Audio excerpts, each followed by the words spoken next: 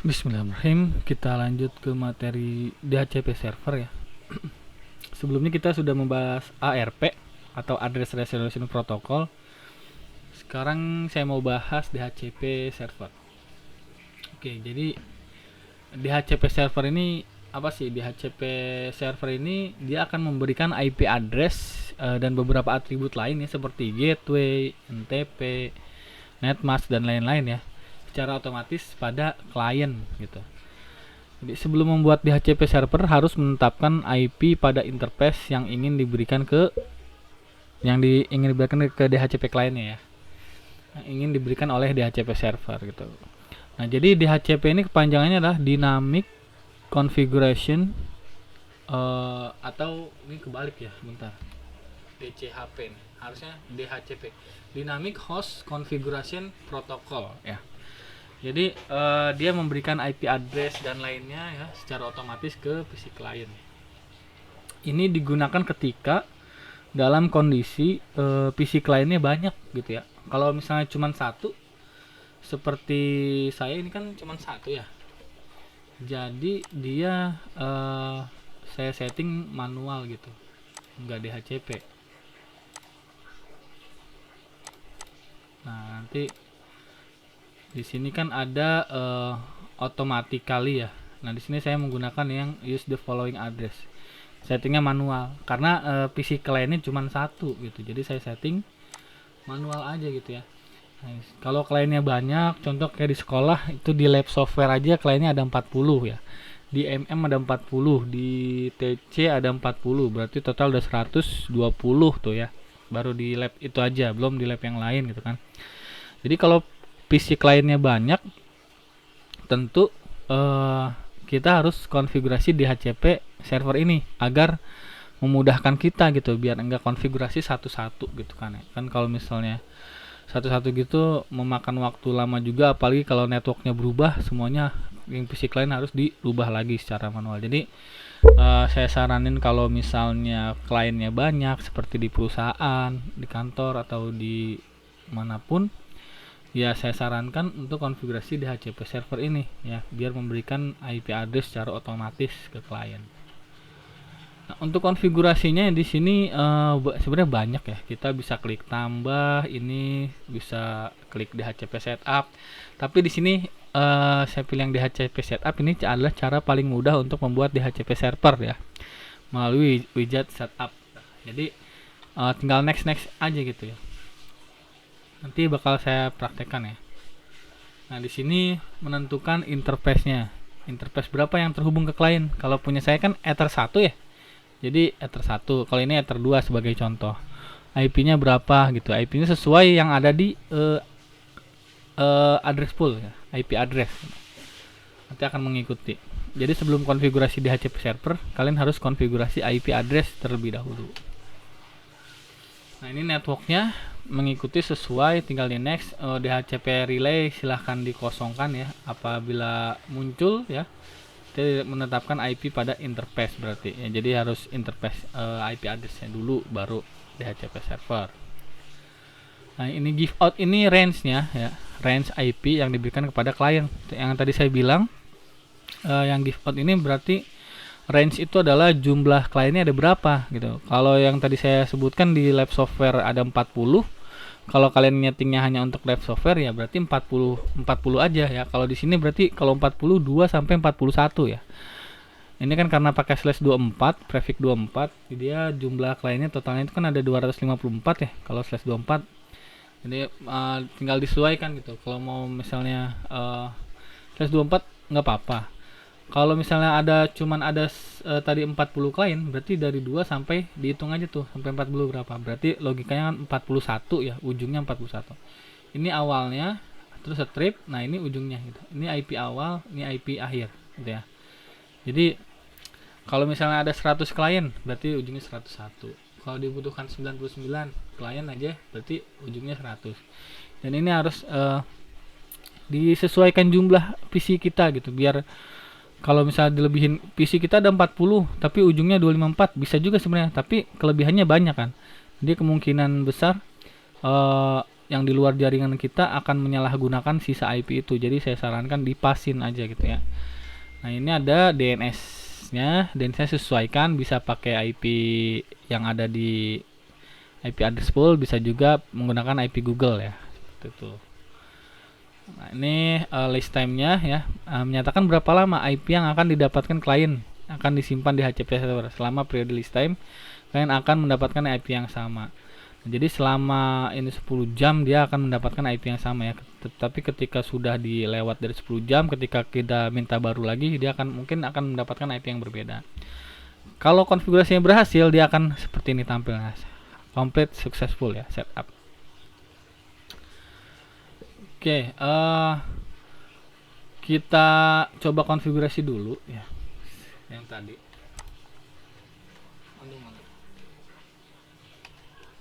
Saya coba konfigurasi ya. Nah, di sini jadi langkah pertama adalah kalian ngecek dulu gitu, di sini IP address. Nah, di sini saya sudah nyeting untuk internet yang WLAN, untuk yang ke PC client yang ini ya.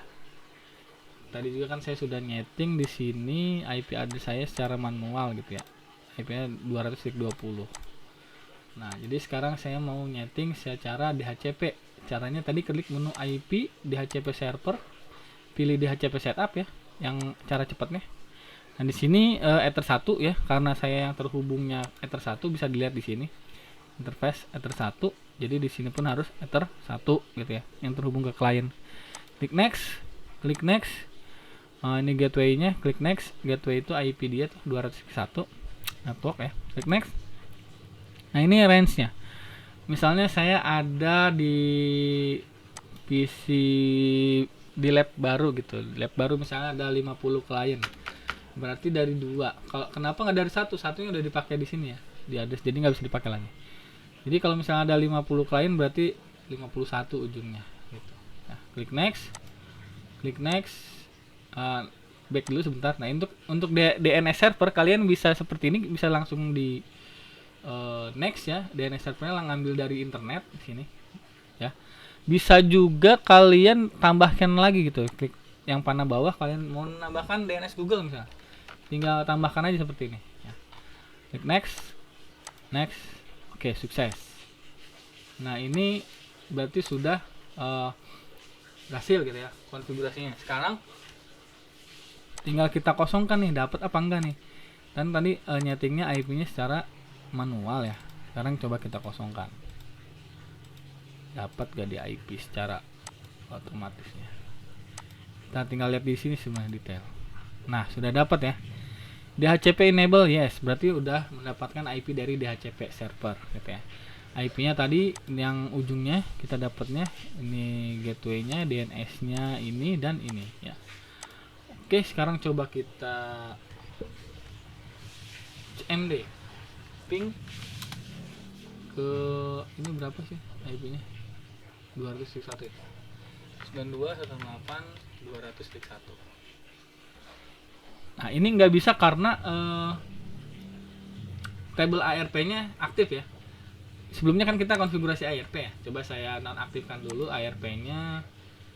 ARP-nya ini kan reply only ya. Saya aktifkan jadi enable lagi aja. Kan sebelumnya kita untuk keamanan gitu ya.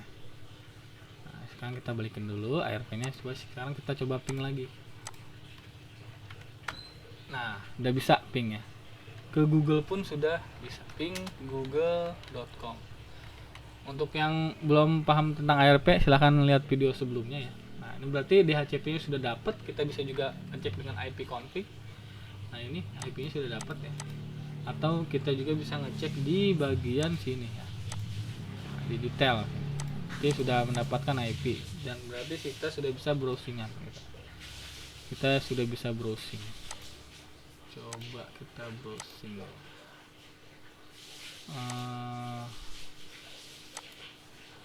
Itu nah, udah bisa browsing gitu ya. Oke. Selanjutnya kita lihat lagi di teorinya, di materinya, seperti itu langkah-langkahnya. Nah, di sini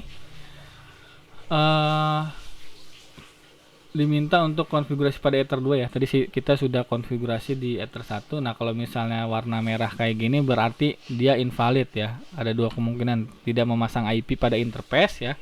Di IP address-nya nggak dipasang. Yang kedua, interface Anda ada di mode bridge ya. Jadi harus jangan mode bridge nih, modenya diganti gitu. Dihapus atau di bridge-nya. Jadi pertama ada kemungkinan di sini DHCP-nya yang Ether 2-nya belum disetting. Contoh nih saya buat nih seperti ini. Ether 2 gitu ya. Kita next. Nah, dia kan merah ya. Nah, kenapa merah? Karena di sini belum ada konfigurasi Ether 2-nya, nggak ada. Kedua, di bridge ini mungkin kemungkinan gitu ya. Ada si Ether 2-nya ini termasuk di sini gitu. Ether misalnya di sini saya Ether 2. Nah, dia suka ada di sini misalnya. Bridge-nya kita bikin bridge di sini. Jadi harus dihapus dulu kalau misalnya ada gitu ya. Kalau warna merah gitu. Selanjutnya tidak ada DHCP client yang aktif. Kayak yang ketiga sih nggak begitu pengaruh ya. Yang nomor 1 dan 2 ini. Kalau warna merah dicek lagi gitu ya. Oke, selanjutnya kita cek lagi di sini full rank atau IP akan ditawarkan kepada klien DH address poolnya. Kalau kita kan tadi sudah otomatis ya. Kalau mau mengatur sendiri sebenarnya bisa gitu. Ini saya hapus dulu. Nah, ini dia make yang DHCP pool 0. Kalian bisa lihat di sini IP pool. Nah, di sini yang 0 mana? Nah, yang ini berarti yang dipakainya ya. Ini yang tadi yang gagal. Kalau misalnya kalian mau merubah gitu IP-nya, kalian tinggal tambahkan lagi IP poolnya sendiri gitu. Misalnya 1/11110. Nah, tapi ini harus harus ada di interface ini ya. Misalnya Ether 5 IP-nya segini gitu. Kalian bisa merubah sebenarnya di sini tuh, mau pakai yang mana, pool 1 atau mana gitu. Tapi defaultnya ya sudah dibikin oleh Mikrotik. Kalau mau nambahin sendiri boleh. Selanjutnya kita ke network, DHCP server network. Kalau kita mau ngedit di sini bisa kelihatan ya di tab network, di double klik kita lihat di situ konfigurasinya. Nah, di sini di network kita lihat konfigurasi, di double klik aja. Nah, di sini ya untuk ngedit ngaturnya gitu. Kalau misalnya nggak ada DNS-nya kosong, tinggal tambahin aja sendiri gitu di sini. Kalau misalnya belum ada gitu ya. Selanjutnya di sini list. List ini IP yang dilepas ya. IP yang dilepas ada terlihat di list. Kita lihat di sini list. Nah, di sini ada satu yaitu ke PC saya ya. Ke PC saya nih host aktifnya kelihatan. Kalau misalnya handphone nanti di sini ada Xiaomi, Oppo gitu ya. Terlihat di sini. Semua yang connect gitu ada di sini. Seperti itu. Lalu ada lagi ya. Nah, ini hanya tips ya. Hanya tips. Nah, ini bisa dibuat statik juga seperti ARP sebelumnya, tapi ini opsional gitu. Nah, jadi dibikin bandwidthnya juga bisa diubah gitu ya, bisa ditambah, bisa kita edit bandwidthnya gitu ya. Kita misalnya mau bikin static gitu ya, kita mau bikin static nanti kalau sudah diaktifkan static baru bisa diubah-ubah gitu, diedit bandwidthnya.